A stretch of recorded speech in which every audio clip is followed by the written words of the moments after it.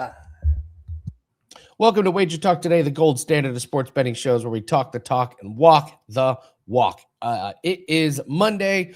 We got a loaded show. Crackman's going to join us.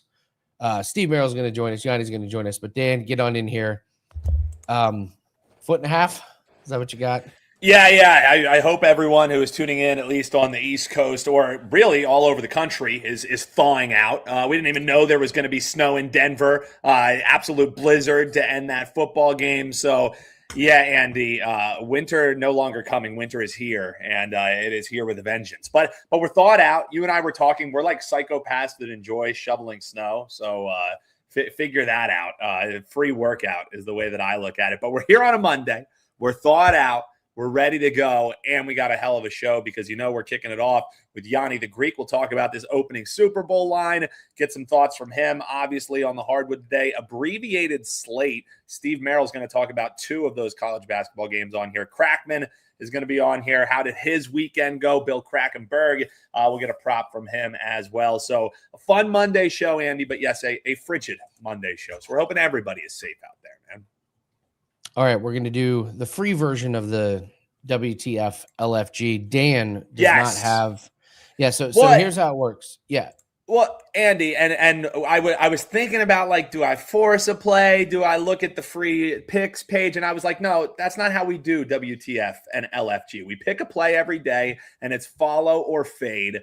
This one, Andy's having. I was like, Andy, I could give him a lacrosse play, but it doesn't go until Saturday. That's not fair to you guys. So, Andy, what are we going to do for today's WTF or LFG? Get him a free play right out of the gate here. Okay, well, I just recorded Puck Time with Andrew. Shout out to Carm. You and I love shoveling snow. Carm does not. He threw out his back. Shoveling snow. Slipped the disc. Yes, but we're going to do a hockey prop in honor of Carm. Ooh. It is David Pastrnak to have an assist. He has 6 assists in his last few games. He plays the Rangers, and the Rangers have been absolutely terrible, and they are worse at home than they are on the road. But Dan, in the last game that David Pastrnak played against the Rangers, how many assists do you think he had? Oh, man, Rangers. We talking 2 or more? 6.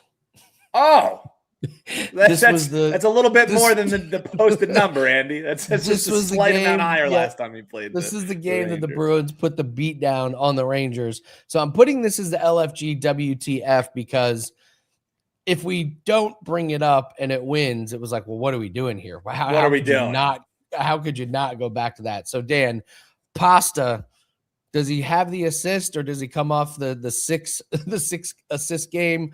He's got 6 assists in his last 3. Let me know in the chat. But Dan, what say you? LFG WTF? Comment below and let us know. Well, as long as a blizzard doesn't happen in the second or third period in this game, you're pretty good because we were also looking good on the Drake May prop that we had until he didn't even have to throw a pass in the second half. Hard to throw an interception if you're not throwing a pass. So, Andy, as long as there's no snow inside of the arena, this is going to be an LFG for me. Let's go Pasta over the assists. Yeah, 2 guys had hat tricks that last one. Let's run it back, Frank. Let's have it happen again. We're not betting any hat tricks. We're just betting some Pasta assists. I love it, Andy. I love it. Let's bring in Gianni and get his thoughts on Super Bowl opening line. We'll recap some UFC. Gianni, happy Monday. How are you? I wish I bought some gold 2 years ago. A little bit more, man. Wow. Just keep going up. Not a good sign for our U.S. dollar. Yeah, not good for our U.S. dollar. But with that said, what a great weekend. Now, I lost my UFC bet on Saturday. With that said, I'm so excited about 2026 ahead and what I have planned for MMA coming off a losing year. But more importantly, football continues to crush. Finished the NFL regular season #1 in profit. Over the last 2 weeks, I just stuck to my power ratings in the playoffs. I said that with the start of the divisional round. I'm just going to stick to my own numbers. 14-6-1 over the last 2 weeks. Sides, totals, and player props. Finished #1 in 2025. NFL player props over 66%. 58 bets, over 55 units won. So I'm excited for the Super Bowl. In fact, I had 4 lines already created. Seattle versus New England, Seattle versus Denver, Rams versus New England, Rams versus Denver. I had the sides created and I had the totals created. And all I was waiting for is to see the matchup. Once we saw the first game ended, I just had 2 lines up. Seattle versus New England, Rams versus New England. As soon as those games went final, right away my power ratings supported value on a side, and I immediately this morning sent out a 5% to my subscribers. Ooh. So I'm going to trust my numbers with the Super Bowl. No reason to delay the bet. We're on a 5% side. I should have the total because the power rating reflects the total as well, but just going to wait a little bit there to see how that line settles. And then it's just focus on player props. I should start firing player props probably tomorrow night, Wednesday and Thursday at the latest. They'll start coming up. And like I said, we'll have a lot more risk on player props than we will on the side in total when it's all said and done. So really excited about the Super Bowl, brother. But between now and 2 Sundays from now, we have a lot of college basketball, NBA, NHL, MMA, and all that good stuff to take advantage of. Well, and VR, before we get into stuff that you're seeing here today, obviously on the hardwood, talk a little NHL. We'll get some folks some steam for today. Hasn't betting props in the Super Bowl completely changed? Because it used to be, you got to wait for the big prop sheet to come out in Vegas, and then it's after that. But once the matchup's already set, you have these regulated, nationwide sports books like DraftKings, like FanDuel's. The props are already starting to pop up. So how has the approach to betting Super Bowl props changed for you just in this short term, the last 4 or 5 years? Because it's a completely different frontier. Yeah, what a great point. But they use the same template. That's the key. That's why they have these props ready. They have the exact same template, and they simply adjust the betting odds slightly. And that's where guys like myself are able to take advantage because they don't adjust significantly enough based on the matchup. And year after year, you find those same props that offer up value, like the overtime props and stuff like that, that the recreational bettors tend to like the long shots, and the sharper bettors are comfortable laying chalk to make a return on investment. And that's how it usually goes with the props. But with the legalization in every state, like player props have become so huge. They're now the majority of the action being booked on the Super Bowl. Like there was a time they were a very small part of Super Bowl action. In fact, the only reason they even created props was back in the late 80s, early 90s. The Super Bowls were so one-sided that people stopped watching them. And nobody wanted to pay $1 million, $5 million for a commercial if no one's sticking around for the third and fourth quarter, because these were blowouts, if you remember. I remember. So what they did is they had to get creative, and they did it in 85 with the fridge, with the Chicago Bears, and will the fridge score a touchdown? That was it, because they wanted to add excitement to the game when it was a 2-touchdown favorite. Remember, in that game, Chicago was like 2-touchdown favorites over the Patriots. They were supposed to blow the Patriots out. That's what happened. So rather than have nobody care about that game, they said, let's add a prop. Will the fridge score a touchdown? Everyone and their mother bet the yes. The fridge scores a touchdown, and that opens the floodgates for props from then on. But the reason they're going to come out so quickly is because, like I said, there's that template that they have, the set template that they follow, simple adjustments based on the matchup. But now, come about towards the end of this week, that's when the books start to individualize, and each property starts to get creative. And that's where we can really find value, because that's where some bookmakers are willing to have an opinion, and they're creating their own props. And the goal is to try to be as creative as possible to try to get some kind of attention so that you could, get more and more customers. That's the goal now. Between now and the Super Bowl, it's how can we entice people to sign up to bet the Super Bowl through us?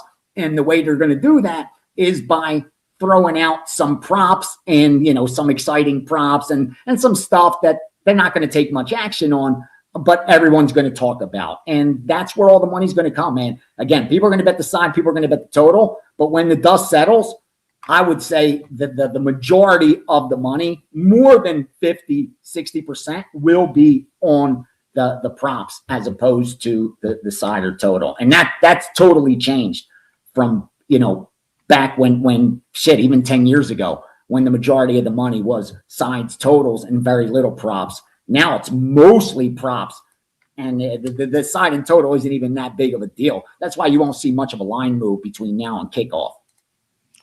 Gianni, I remember hearing a story, one of the sports books that got creamed on that fridge touchdown. Like somebody was like, "Oh my God, this is awful. Like I'm going to get fired." And the owner was like, "No, this is the greatest thing ever." Like, yeah, it's not like the only thing worse was I was here for the Rams. When the LA Rams moved to St. Louis, they started like 4-0, and they were still like 100-1 at a handful of books. And you got to remember, Vegas has a lot of California people that visit week in and week out. So they were coming from LA, and these guys are Rams fans, even though they're in St. Louis. So looking up at the board, they're like, damn, the Rams are 100-1, and they're 4-0. And they booked a lot of action at 100-1 and even greater at some properties. And when that Super Bowl finished, a handful of guys lost their jobs for having that odds still up there and not adjusting it for a 4-0 team. So yeah, that stuff happens on occasion. You'll find inefficiencies, man, even in the NFL. Well, let's talk some of these opening lines, and then we'll do a little recap on UFC. Anything of note with the Super Bowl that you're seeing right now? If not, we can move into college basketball or any of the hoops for today. No, I think this is what everyone expected. I mean, this is what they were talking about, that Seattle would be about a 5-point favorite over New England. They'd be a touchdown plus over Denver. So this is what was expected. We didn't see too much of a move. When it opened at 4.5, we saw it go to 5, and then we saw it come back. And that's what usually happens. Now, between now and probably Sunday, Andy, we're going to hear the books are flooded on Seattle because the favorite usually gets the money early on if the line's moving that way. So you're going to hear we're flooded on Seattle. The books are going to need New England. If New England wins outright, it's even better for the books, blah, blah, blah, blah, blah.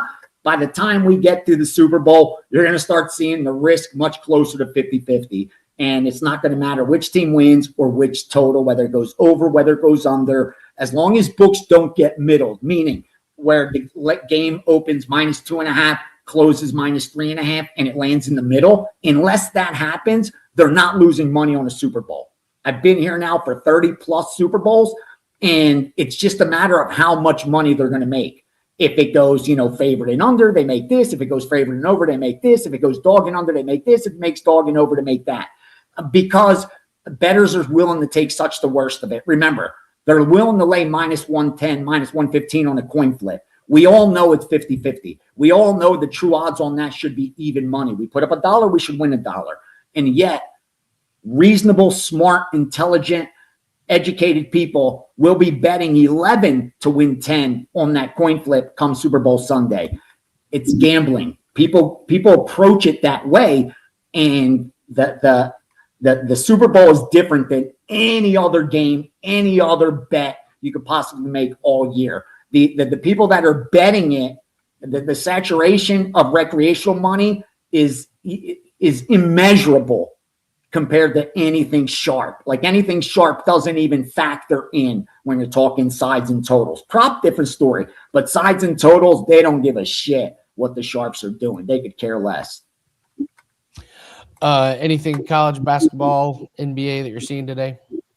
Yeah, let me look at the Steam sheet. I know there was 5 sides, 5 totals, and 5 NBA, 5 college basketball, 5 NHL. We moved on 5 or 6. I'll give a couple from each one. NBA, Cleveland -4.5. Philadelphia kept getting steam +4, +3.5, +3, and they also took Golden State +8. In college basketball, they took Arizona -1 and the under 166. Arizona BYU. Added game, Central Connecticut -2.5 and 3. Then in the NHL, they went LA +105, Rangers +105, and why not Utah +150. So there's action. It's Monday, and it's a little hangover from Championship Sunday, but we are in action, brother. And more importantly, 2 weeks to the Super Bowl, and we already got a 5% in there. So let's go. Time for props. Let's talk a little bit of UFC. I hit my 5%, lost all the small ones. And and I was lucky to hit the 5%. I had Natalia Silva involved. Good for you. But not really. That fight did not go according to plan. She should have lost. And then on the flip side, you had the Song Yadong, Sean O'Malley, where I didn't think Sean O'Malley had any business winning. My takeaway was, I don't know, the narrative of what does UFC want to happen might become a part of my handicapping. Like it just felt like whoever UFC really wanted and needed to win ended up winning. I don't know if there's anything to that. You handicap a completely different me. You look at the line movement and all that. But I gotta be honest, I'm terrified of main cards after seeing that main card. I'm not like, where's the value in that main card unless you're beating the lines like you do? If I'm just handicapping who should beat who, I'm going to be sticking to the prelims and the undercard moving forward. What do you think? You nailed it, bro. That's why you win long term, Andy, because you're not trying to satisfy the fans like need, meaning you're actually trying to make money doing this. You're looking for where is the inefficient market, and that's where I've become a fan of you. It isn't about it's Monday Night Football. They want to know, they want to bet the side or the total, so that's what I'm going to sell them. Instead, you're like, it's Monday Night Football. I think there's a prop on the kicker that's off. That's what I'm betting. And I love that style, bro. I absolutely love it. And that's why I love a site like WagerTalk that has so many cappers that you can specialize and you find value in guys that are specialists like that. And I love it. And I think someone like you should do exactly that, because you're going to annihilate the undercard without having to worry about the nonsense of politics that's involved in all sports. We know that. And it's not even corruption. I think it's more like incompetence coupled with pressure. You don't think they know going in like what the need is of the Nevada State Athletic Commission? Like when Mayweather was fighting, you don't think the judges knew going in that it would be a good thing for the Nevada State Athletic Commission, for the state, for everyone involved if Mayweather got the W and we were able to do this again 6 months from now, and then again 6 months from now, and then again 6 months from now, for the state, for businesses, for everyone? Like knowing these things actually matter as a handicapper sucks, because it's hard enough to factor in data that has to do with the teams. But then to deal with politics and judges and shit like that makes it very difficult. So I think minimizing it to the undercard where you don't have the politics involved as much, I think is a really, really, really smart idea, because nothing worse than that. Like you said, you do everything right, and yet for reasons, we unspecified, you lose a bet and it sucks. So I don't fault you for doing that. And I think your results are going to do really good long-term doing that. Now, I got it wrong with Patty, and that was me. It wasn't my originator or anything. I was confident that the line was going to move because Gagey, 37 years old, Gagey talking retirement. I thought I was going to get more closing line value than I did. It got to minus 250, 255 at one point, but it closed about minus 245, and I got down at minus 220. Again, 3% on implied win probability. You do that long term, you're going to, print money. But again, for a 5%, I expected a lot more. So I failed my subscribers with that. But I was confident. I did good with that card, meaning I read it good. I saw the dogs that were live, and I feel good about this week's card. Have you looked at it yet, Andy? I like this one more than actually. I am 100%. Yeah, I'm 100%. I like this card more after doing all that. I think there's some obvious dog spots and then some very obvious favorite spots. So yeah, I'm with you. And listen, we get to fade a junior top. And if that's a big play for you, you don't have to say anything. What's that? I have a UFC meeting today. That's why we're talking about that card. We're taping on Friday. I had both the first time. I lean that way the second time. I haven't bet it. I don't know.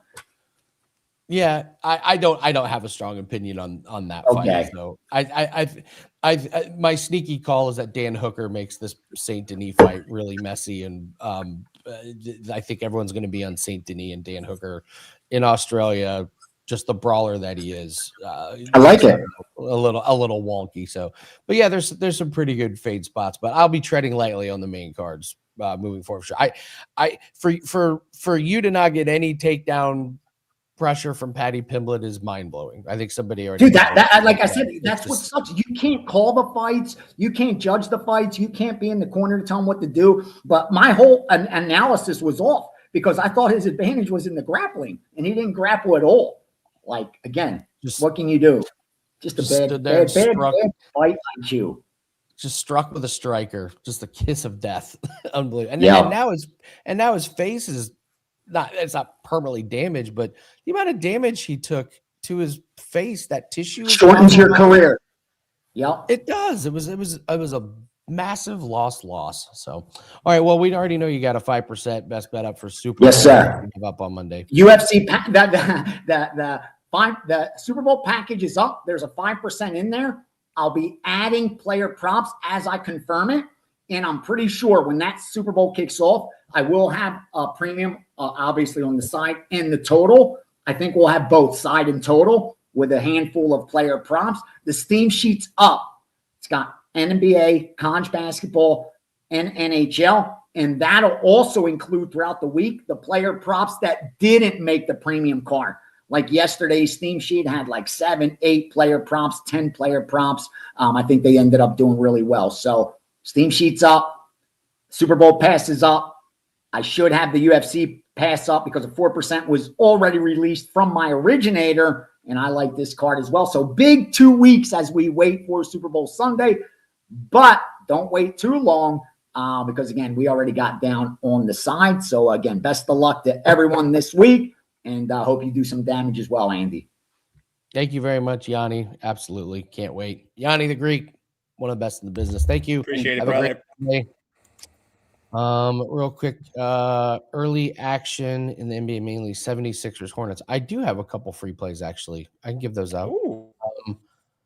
Pascal Siakam, this game is in like an hour. You got to lay juice, but they keep putting out 3.5 assists on Pascal Siakam. He's averaging like 9 potential assists. And games at 1:30 Eastern, so you got about an hour. That's just if you want juice. 76ers Hornets. Andre Drummond over 9.5 rebounds. Here's my write-up for that one. With Embiid and Paul George out, Drummond has gone for 11 plus rebounds in 8 of his last 9 games. In those spots, he's averaging 27 minutes, 18 rebound chances per game. Here's the issue, though. Of all teams, you would never guess this. Charlotte ranks number 1 in rebounds to centers. The Charlotte Hornets, who don't really have that much size, their guards crash and their forwards crash, and centers don't get a ton of rebounds. But Drummond already played them earlier this season. He had 13 rebounds against them. It missed the client card, but it's a lean. It's something you can look at. But the Andre Drummond, I thought the number should have been 10.5. You can get it at 9.5. Again, Embiid, Paul George are out. So, yeah. Love it. Well, we're all about the assist today. I like that you threw a little rebound in there, but we're all about the assist on the ice, on the hardwood. But yeah, that game going early, so that's a little bit for the live viewers. I know Bill Krackomberger, he's going to have a prop coming up here. Before we bring him in, Andy, that 7-day special, it's expiring soon. What do you got locked and loaded? I know you said you won the 5%er, still kind of a kiss your sister weekend, but people love it when you win the big plays. So how are we doing as we move forward into this week, and what are you going to be locked and loaded before we talk to Bill here in a second? That is, I never know how to feel about it when you have a losing record in a package, but you hit the 5%. People love the big plays, but for the way that you and I do it, you know what I mean? It's like we want the volume to hit. You know what I mean? Like having the big play hit because we know people probably bet them a little bit heavier than they should. You can at least feel good that you got the 5%er home, but you and I are kicking ourselves if we don't have the above 52%. We could care less about the weekend. It's a frustrating weekend for us, but you did hit the big one. And I'm sure there are plenty of people who are happy about that one. Yeah. Full disclosure, Saturday was not good. That was a big losing day for us. For all access clients, you guys broke even on Sunday, but today 4% NBA best bet is up. Don't get that. Get the 7 days for 3 days. That's still up. And you can, a lot of specials on the specials page, but we're having a good 2026. Absolutely loving where we're at. We learned a lot from that UFC card. I'm going to be very low volume in UFC moving forward, but we hit a couple NBA plays up yesterday. That's 8-3 run. That's a sport that we're just seeing really, really well right now. And 4% best bet, that's up. And I think I may have another play for tonight that will be attached to it as well. So you'll probably get a couple best bets for this Monday. But again, don't get one play. Just get 7 days for the price of 3. That way you can see what we can do over the course of a week. So, All right, let's bring in Bill Krackomberger.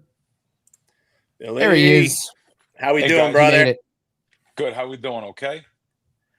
I not bad. Like Andy said, it was kind of just one of those weekends where you win some, you lose some. So I'll tell you what. I'm glad that we only have one more NFL game left, and I only have to watch the Patriots play one more time. My heart can't do it anymore. The Philly guy in me, it's hard for me to see them continually win in the fashion they do. So you always come on pissed off on a Monday morning, and that's what I'm pissed about, man. Second half, they didn't even have to throw a damn pass. Bill, come on, brother. It's amazing how I said it the other day on VSiN. I said, I wake up every morning. It's supposed to be sunshine, rainbows, and lollipops. For some reason, I wake up mad at somebody. It's just the industry. Now, I come on here Mondays. It's the beginning of the week, and I've had so many winning weeks, and it doesn't matter. I still come on a little bit grumpy. It's not grumpy. It's just the state of the industry, the state of social media, the state of the BS and different things, and I just see things like perfect example. I woke up this morning pissed off about me not sweeping the board with my props this week because of the stupid, like the weather. Like I should be happy. I only lost one prop, but I should be happy. But I still woke up saying, Jesus, this did about 120 yards in the first half. I needed let's say 80, 80 yards in the second half, and they're going to be behind, maybe throwing the ball, and then the weather just started getting worse and worse. The beginning of the third quarter, midway third, they were running up until the end of the game, and listen, I can't complain. I had a good prop weekend. Sometimes these things happen. We had great games though. We had really good games. Speaking of pissed off, I think New York's pissed off for some reason. These morons that control the Empire State Building decided to put up the colors of the Patriots on the top of the Empire State Building. Yeah, that's Don't tough. they know that they're in this? The Jets are in the same. That people don't like the Patriots. Like maybe it's patriotic to put up the colors, but they put up the whole Empire State flashing the colors thing. It's become like a troll thing that they do on social media. Because last year they had to put up colors for the Eagles too, so they do it every year. But yeah, when it's New England and New York hasn't had much to be excited about, I'm sure Bill. That's probably what some New Yorkers were pissed off about this morning. Was they're looking up and they're like, dude, what the hell? My Rangers, they can't get a win. All my teams suck. We can't get a head coach for the Jets. All these issues, Bill. But man, before we talk NFL or NBA player prop, got to get your thoughts, man. The line opens last night: Seattle Seahawks, New England Patriots, and to be expected, you see that money start coming in on Seattle. There were some threes out there. Even those disappeared rather quickly. Just early takeaway thoughts for you on the opening line here. We got two weeks for people to handicap how they're betting the side, how they're betting the total. But it's props come Super Bowl time. Yeah. But what do you think about as far as the opening line here? Seattle and Patriots, we got it set. Yeah, I actually seen it come up 3.5 and then quickly got bet to 4. Stayed at 4 for a while, went to 4.5. That's where it's settled right now. A couple fives out there in some of the books that matter, actually. So, but I give out on WagerTalk. I actually give out the NFC a month ago minus $1.45. You can see the value you have there now. Obviously, people that follow me and people that got my picks. So, but I will tell you, I have a friend that's very very. He's very good at what he does, and I'm not even going to show you the bet. But why do that? There's no reason to do that. But he made a very large bet, the largest bet. He bet 6 figures almost every year on the Super Bowl, and he bought it to 6. I can't believe he found this line +6 -20. He bought it to 6. So of course, I wish I can get that now. It's a hell of a. Not that I'm looking in the middle of my 145. I like my position at -145, but he bet +6 on the game last night, and he bought it to 6. They took a very large bet. Some of these sports books, they will take a big bet earlier because you would think, they'll take a large bet day of the game. Yeah, they would. Yeah, most books would take a 6-figure bet. But the 7-figure bets, I think there was 9 7-figure bets last season that were documented by the different sports books around town that took $1 million or more. And you could take it with a week to go or a few days to go, because you can work with that line. You can get customers on the other side and generate juice for your book. It's always a fun time. It really is. Everyone bets the Super Bowl. Literally, everyone from office workers, housewives, everyone has those box pools. Back where I'm from, but the box pools are sick. Even my little brother called me up the other day. He said, "Hey, can you get me in $100 box pool?" I said, "We don't have box pools in Vegas, buddy. We don't have that, because we're used to, like, Staten Island, New York is the king of box pools. Anyone out there that knows about these pools or from Staten Island, you know what goes on over there. They have the biggest pools in the world. They have boxes." They have $10,000 boxes, literally. Oh, Staten Island got a lot of money. They have that's crazy. $1 million in a box. So, and it's funny. The bars run them. Everyone knows. The police know. The FBI know. Everyone. Technically, as long as you're not taking nothing out of the pool for yourself as the house, technically, you're just having a pool amongst your buddies. But it's funny when you get paid. Let's say you win $100,000. The guy comes over and brings you the money. He gives you 90. Thanks for the 10,000 tip.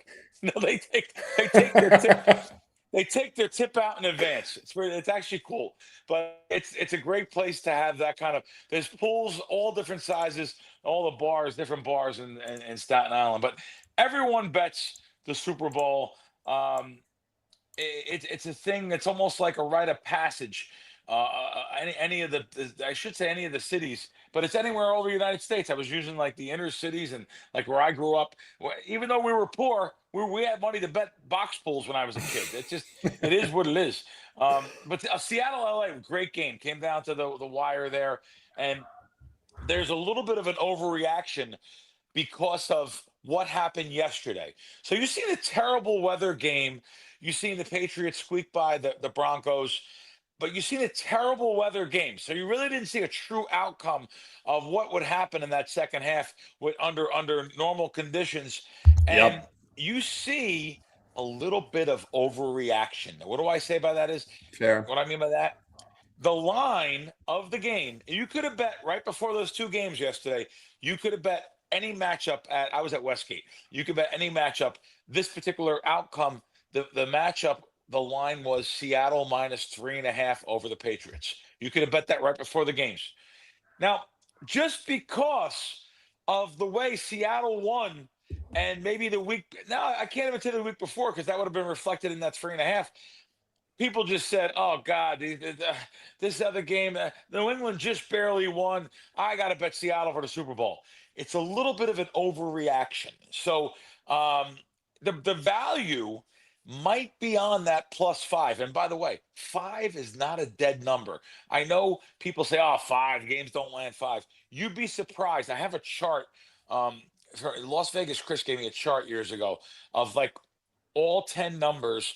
What they what all they like 1 to 10, pick them through 10. So I guess 11 numbers. It literally have. I'm trying to think what it went up to. You know what? I'm wrong. I think it went up to 14. So 14 numbers. It went up to 14, and just see what the games land on. You'd be surprised. 5 was in the middle of the pack. It wasn't down low. So 5 was right there with 4. Like, what games land on 4. So anyway, what I'm trying to say is 5's not a dead number. There's an overreaction here because of what you seen yesterday. That's reflective in the line today. Even though I have the NFC, and I'm staying with my position, of course, guys. Anyone that bought my packages, you see, you have the 145. Don't get off it. Don't middle it. Unless you have a lot of money on it. If you have a lot of money on it, I have no problem if someone has $1,000 on that, coming back with $500 the other way, or $400 the other way, $300 the other way. Just make sure you shop around. There's 5s out there. So, but I'm sticking with my position. Should be a great game again. Let me just tell you, I'm going to have a package. I haven't even told no one at WagerTalk yet. They don't even know. So this is the first time. I'm going to have a package up by the end of the week, a prop package of NFL props that I feel really confident in. Already I'm looking at least 6 that I have that I just want to get into to be real blunt, I just want to get into Westgate. They moved it up, thank God.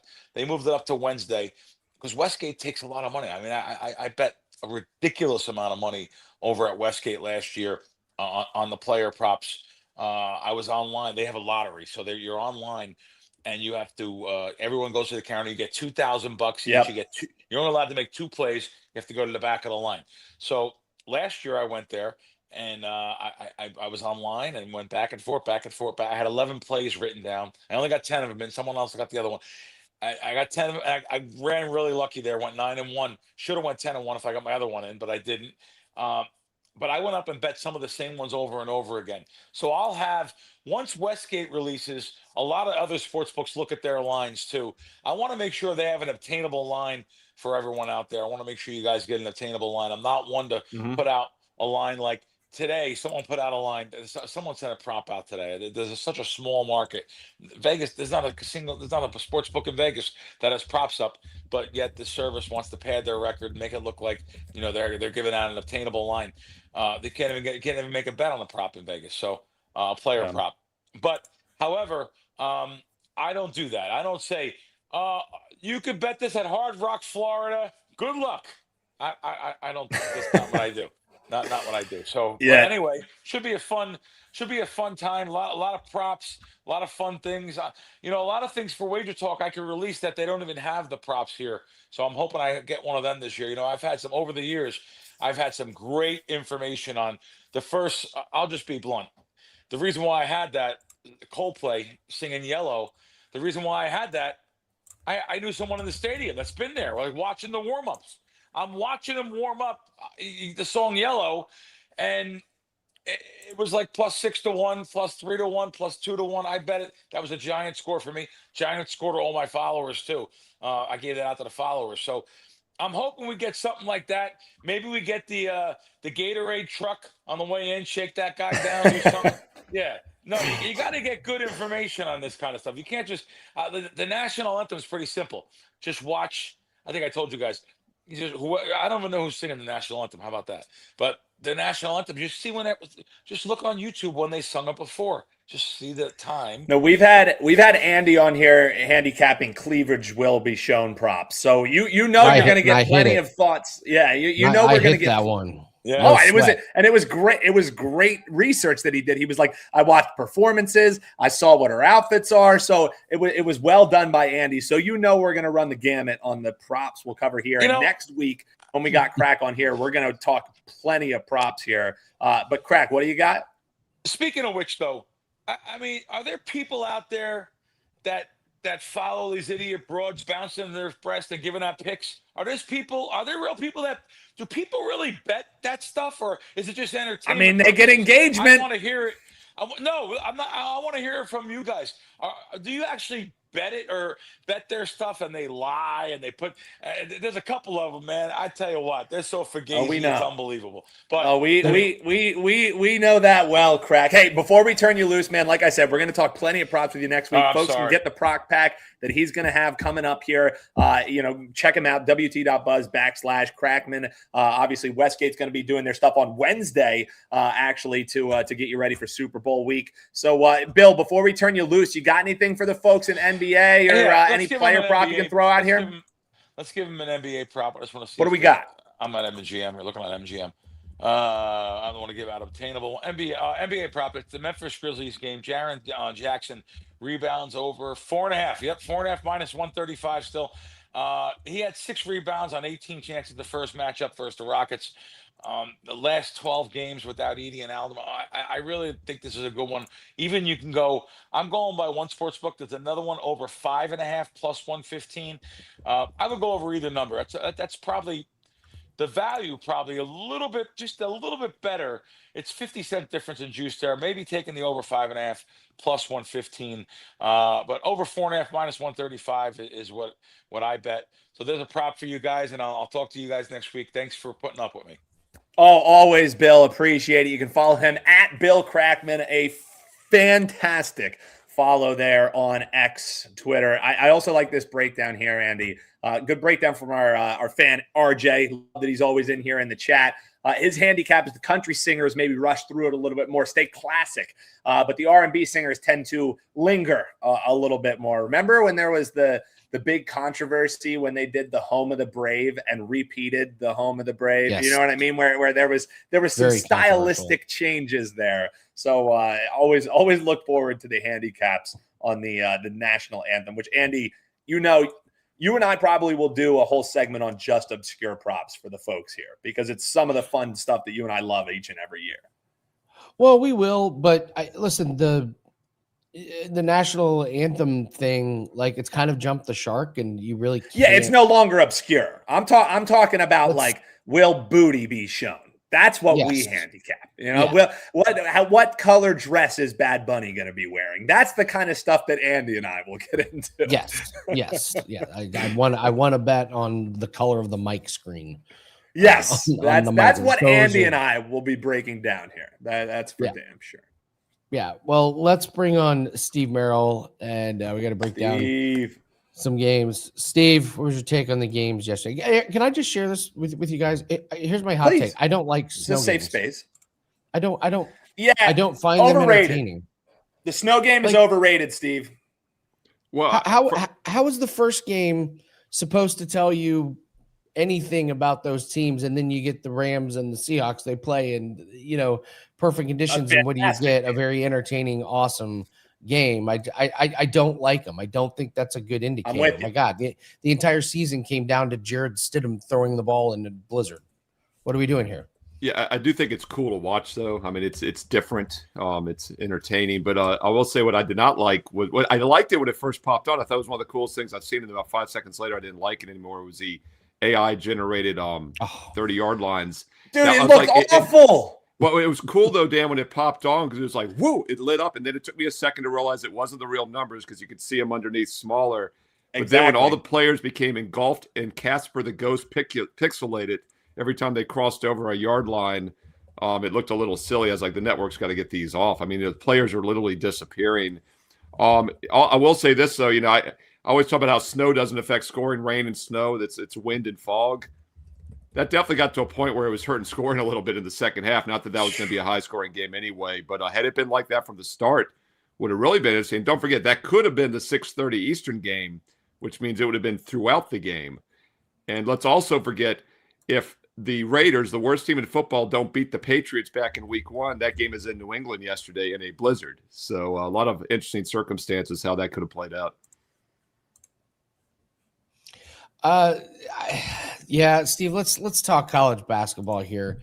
We got a nice little Louisville versus Duke, Arizona, BYU combo here. This is the ESPN doubleheader tonight. So we'll start with this Louisville versus Duke game.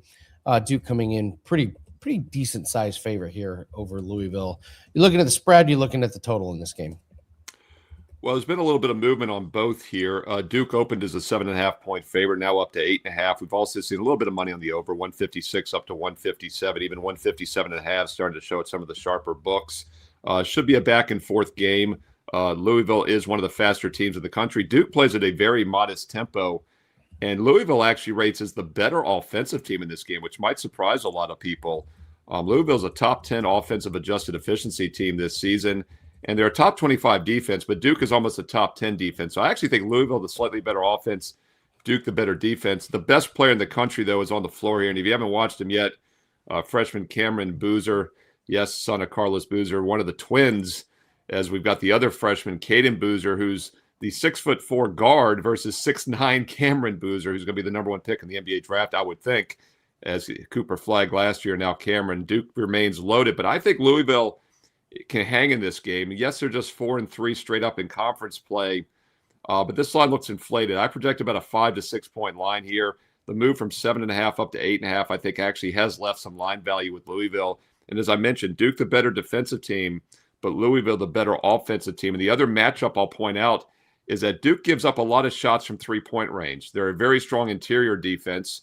Their perimeter defense is where the weakness is, and no team in the country takes more 3-point shots than Louisville. There are 365 teams in Division I basketball, and Louisville takes more shots from three than anyone. 54% of their field goal attempts, more than half, come from beyond the arc.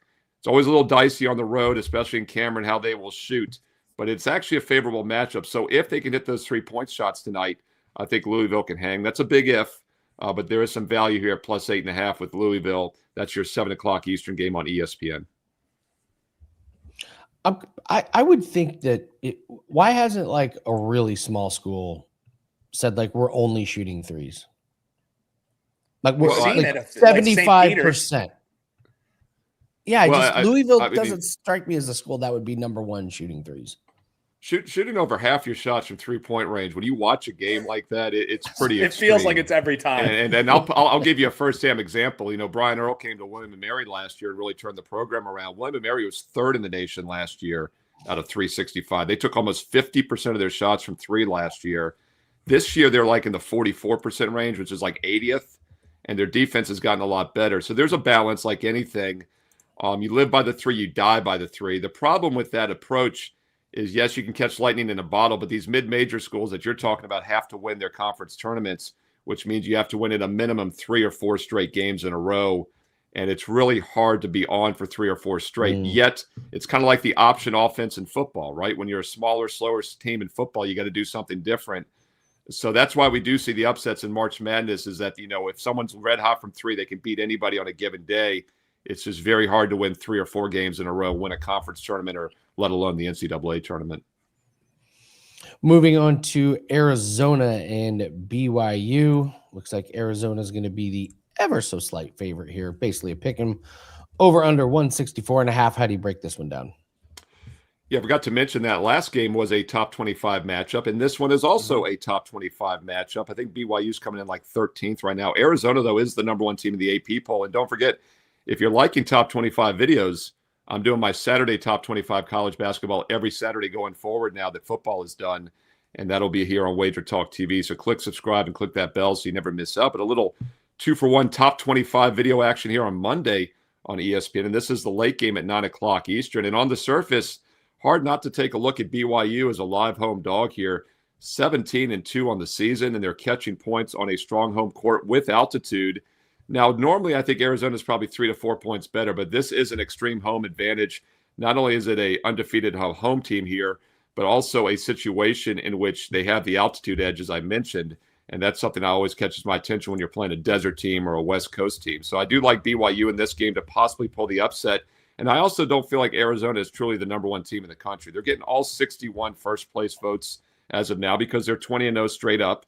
But I do think this could be their first loss of the season. I still rate Michigan as the most dominant team in college basketball. I've got Arizona maybe 3rd or 4th. They're a number 1 seed still. But if you're looking for a spot for them to finally fall, this is a very likely situation. In fact, if you look over the schedule here, the only time they're probably not going to be favored in a game is later on February 21st. On Saturday, February 21st, when they go to Houston. That, of course, will be in my top 25 video next month on that Saturday. And I think this is the other likely spot where they could drop a game. We just saw some sharp money about 15 minutes ago coming on the total in this one. By the way, the line opened around 2. It's down to 1.5. Not much movement on the side, but we've seen some heavy money on the over in this game. Opened 162.5, was 165 right before I came on to do the show, and now it's 166. A little bit of a sharp money move there, and it makes a lot of sense. Both teams play extremely fast.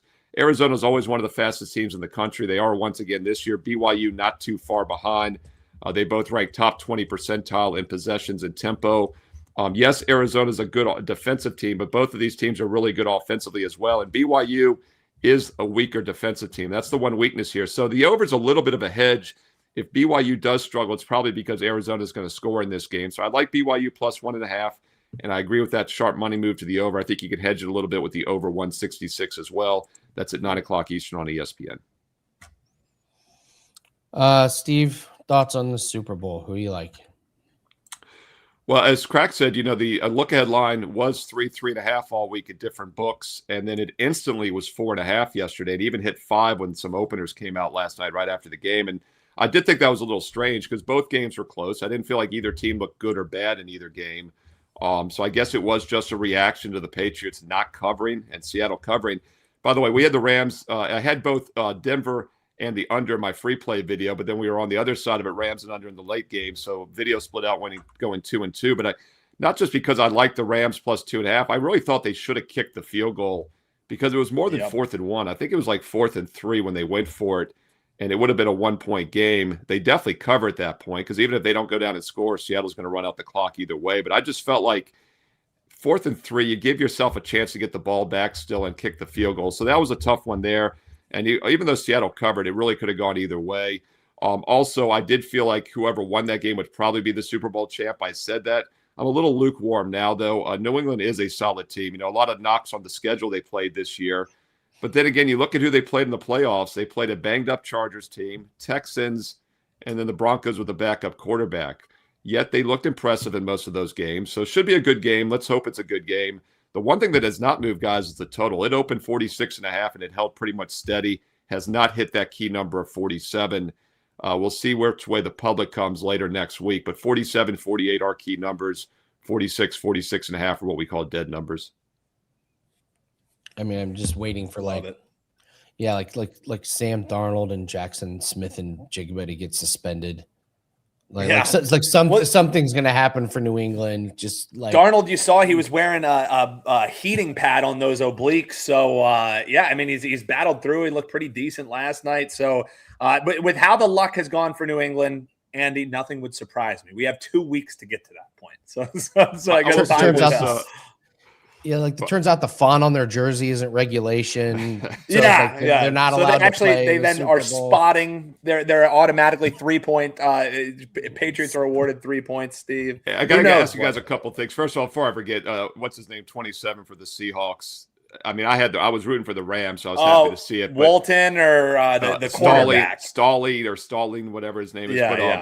That was one of the. I mean, it wasn't really a terrible taunt, but it was so stupid. And then to get beat, going right at him on the next play. And then he gets dusted. I know, but it was so brilliant to do that. It was so brilliant. But I couldn't help but be fixated by this, especially as a coach. He shakes McVay's hand right as the clock hits 0. He's over there going, da, da, da, da. And then he went up and it was one of the key players. It wasn't Stafford, but it was another one of their stars. Oh, it was Puka. He went up to Puka, was hugging him or whatever, shaking his hand. I'm just like, this dude, man, you talk bipolar. It's like he was all over the place. And I wonder if would he been like that had those incidents not happened? I severely doubt it. It's a good point. I don't know the dude. I'm going to look into him, but I already dislike him. I just couldn't. Yeah, Reek Woolen. Tariq Woolen was the guy who unfortunately got up barking and then gets dusted on the. I really thought that was going to turn the game around. He was going to go down as one of the biggest goats. See, when I grew up, the term "goat" was a terrible term, and I still don't now like it's goat. It's flipped. But see, that's where I went. It was like the biggest goat ever, not as he was the greatest ever. But real quick, Andy, you're a props guy. You love the intricacies like me. They were saying that the Patriots were at a disadvantage with the all-white uniforms. And on TV, it obviously looked that way. I wonder what it was really like on the field. But, yeah, I mean, the orange jerseys versus the white with the snow. Next time, maybe you wear blue pants, right? That probably was an option with the New England uniform. Well, there wasn't even supposed to be snow. That was the thing, Steve, is like a lot of people were like. I said on the last call yesterday, second half, there might be some flurries. I didn't think it'd be like maybe, that. But the leading up to it, it wasn't like how it was on the East Coast, where like you knew you were going to get banged. You knew snow was coming. Yeah, it was like 0.1 inch is what I saw. Exactly. But in true Patriots fashion, they get the blizzard. They weathered the storm. Pun intended, boys. Yes. Well done, Steve. Well done, Steve. Never forget, Steve, that you can't make a good play and then turn at the sidelines and say, I got you. But you can make an interception and rally the entire team to run 80 yards to run to the end zone, other end of the field. Yeah, in his defense, I thought that was a shaky. I mean, he mouthed to a couple guys. He had his distance. I just don't like that behavior. I think it just looks kind of punkish. I get that. But I did think that was a little bit of an overreaction because I thought it was literally going to change the NFC Championship outcome. And in that case, I didn't really agree with the call. But so I guess in that regard, it's a good thing that Seattle won. But kids at home, Steve, don't do that. Yeah, no, that's a good teaching moment. Definitely just don't bark at the sideline. Let the play do the talk. Steve, what do you got rocking? I know you've been seeing it really great on the hardwood, specifically in NBA. But when folks head on over to your page, what are they going to find? Yeah, I mean, it's a great time to go over there right now because I got 2 NBA best bets, one late afternoon and one nighttime. So 2 NBA plays for Monday. And I point that out because long-term, nobody's won more at WagerTalk in the history of WagerTalk in the NBA. In fact, we have a special offer right now. You can get the 2 plays today, but we also have an instant $100 discount, a 25% discount on the rest of the NBA season. No promo code needed. So if you want to make some money, yeah, we're talking Super Bowl. There's 1 game left in football. College and pro hoops on a daily basis is the way to go. Hitting over 60% of the NBA the last 2 months, #1 all time. And now you can get the lowest price of the season plus 2 best bets for Monday. Oh, and a bonus free play. Steve Merril, WagerTalk.com. And hey, get there quicker. WT.buzz/SM. Awesome stuff, Steve Merril. Thank you very much for joining Thanks, us. Steve. Good luck. Thanks, boys. Stay warm. Let's see. What were some other ones? So the NFL play I lost was Kyron over his rushing, and Blake Corum getting him all the carries was annoying enough, but I still thought we were on track to win. And why isn't the big talk the muffed punt? That was and if you just look at the McVay coaching tree too, it's funny because you see guys like LaFleur, you see guys like Shanahan. If you look at those teams, they are all bottom of the league in special teams. So something great about these guys is they're super innovative of what they do offensively, the way that they're able to scheme guys open, the fact that they're able to have a guy like Puka Nacua who's running with 10, 15 yards just schematically, it's incredible. But ignoring special teams is, I would argue, why none of those guys have, outside of McVay, have that big win on their resume. Because special teams come playoff time can be the ultimate equalizer. For all the flack that I give the Patriots, that's something that Mike Vrabel really harps on, is good special teams play. The muff punt, I feel like, is just getting completely glossed over. That was what changed the game. You can't handicap that and put it in there, but I'm sitting there with the Kyron prop. I think I needed like 20 yards. I was like, oh, he's getting the carries. The series, it's a 1-score game. Rams are running the ball, and then it goes from that to, the Seahawks just get an easy score, and now Kyron's never going to get carries again. So it was just, I'm with you. This was one of these things where, yeah, it's coaching, and I guess the coaching is putting him out there because it was like. But it was also just horrible. But he's your punt returner. You know what I mean? Like, he does it all week long. He does it all season long. So it was super head scratching to me. I mean, what he was thinking with fielding that ball, it wasn't even like there was weather or wind really whipping there. So yeah, it was just a ill-advised play that I'm with you. Like, I feel like that should have been a leading point that people were talking about. Andy, we still got all around the world before we shut things down here because we have gone long, but I wanted to circle back because I misspeak a lot on this show, but I did not misspeak when I was saying Bad Bunny likely is going to be wearing a dress. And we got a comment from BAB, as I affectionately call him, Broadcast Boogie. He goes, Bad Bunny's a guy. What do you mean, what color dress? Well, you may see here, that's the game graphic. You may see a guy like Bad Bunny sporting some dress wear. He's talked about it. I think, Andy, you said there's a notable book that is offering the yes on Bad Bunny to be wearing a dress. It's rather likely, Andy. Yeah, he said he's going to do it. So, I mean. So what color is the question there? But yeah, see, this is the kind of research that Andy and I will have for you on the prop front. Don't worry, folks. We will have your prop cup runneth over by Super Bowl time. You want rushing props? You want passing props? Yes, it will be covered here, but we'll also cover the things that you say, wait, you can bet on that? Yes, we will cover it. Yeah, here. They're coming up. They're coming up. You got a couple weeks of all these. Yeah, dare we say, Andy, we will go all around the world with all of the props that we will cover. Absolutely. Let's do some bets for today. Then we got a UFC look ahead. We'll go to Jaden McDaniels over 13.5 points, coming off a brutal shooting night, 1 of 8 from the field. But previous to that, he had scored 15 points in 5 straight games. He's averaging 11.5 shot attempts, 6 made field goals, and Golden State is really thin up front. Jimmy Butler is obviously out. Jonathan Kuminga is out. Al Horford played last night. He's not going to play today. So expect the forwards of the Wolves to be good. I'm doing a look ahead here at Fiziev, and I have not been a Fiziev guy. I made pretty good money betting against him when he fought Gagey, but I think he gets Ruffy in this one. So it wouldn't surprise me if more money came in on Fiziev here, but Ruffy showed his complete lack of takedown defense. He could get back up against Saint Denis, but didn't have a ground game. And Fiziev can wrestle, and Fiziev much better strength of schedule. He's fought Justin Gaethje twice. I think he just got done beating Bahamondes.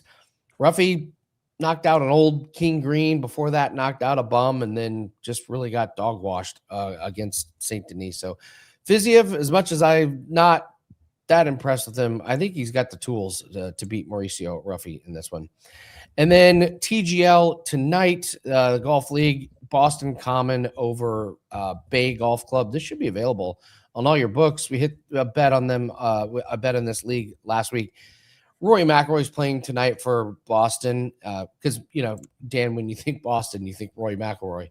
But and also Thorbjorn Olesen is playing. Nothing says Boston like the Rory McIlroy Thorbjorn Olesen combo.